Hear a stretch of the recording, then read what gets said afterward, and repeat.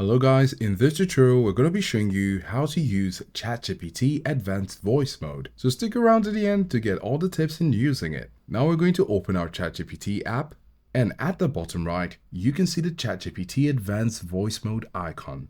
We're going to tap on it. Now if you're using it for the first time, you will have to set a voice.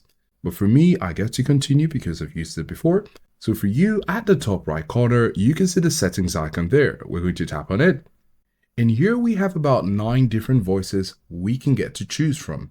We have Ember, we have Breeze, Cove, Juniper, Maple, and the likes. You get to swipe from right to left to choose the voice. And when you do that, it's going to give you a sample of their voice. Hi there. Nice to meet you. I'm excited to help you get things done. Hey, how's it going? I'm looking forward to working together. Hi, glad to meet you. I think we're going to do great. Hey, what's up? Feels free to ask me about anything that's up. Hey, I'm ready to hit the ground running.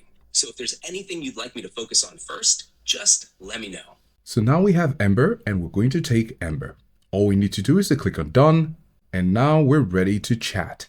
As you can see on my screen, the microphone is turned off because it will respond to what I'm saying. But in a moment, I will unmute myself and ask it a question. Hello, is pizza healthy?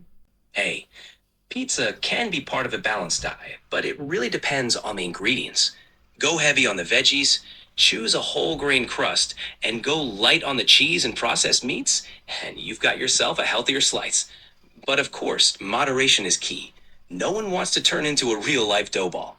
As you can see, we're communicating using ChatGPT Advanced Voice Mode. Absolutely. We're taking this conversation to the next level. So these are the steps to follow if you'd like to use ChatGPT Advanced Voice Mode.